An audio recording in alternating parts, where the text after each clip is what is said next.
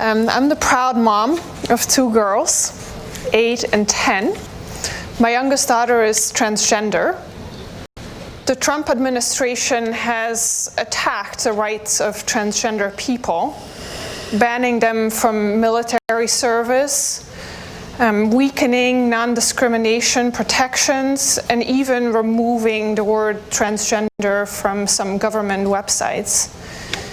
How will you, as president, reverse this dangerous and discriminatory agenda and ensure that the lives and rights of LGBTQ people are protected under U.S. law?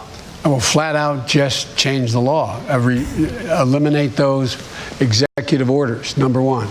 You may recall, I'm the guy who said, I was raised by a man who, I remember I was being dropped off. My dad was a high school educated, well-read man who was a really decent guy, and I was being dropped off to get an application in the center of our city, Wilmington, Delaware, the corporate capital of the world at the time.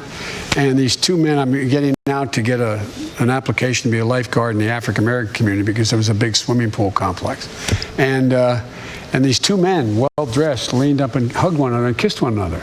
And I'm getting out of the car at the light, and I turned to my dad. My dad looked at me and said, "Joey, it's simple. They love each other."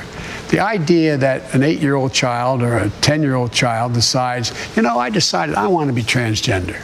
That's what I think I'd like to be. It'll make my life a lot easier. There should be zero discrimination.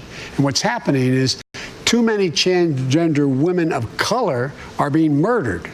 They're being murdered. I mean, I think it's up to now 17. Don't hold me to that number, but it's higher now. Yeah. And that's just this year. And so I promise you, there is no reason to suggest that there should be any right denied your daughter or daughters, whichever, if one or two, one, your daughter, that your other daughter has a right to be and do. None, zero. And by the way, my son Bo passed away, was the Attorney General of the state of Delaware. He was the guy who got the first transgender law passed in the state of Delaware, and because of a young man who became a woman who worked for him in the Attorney General's office.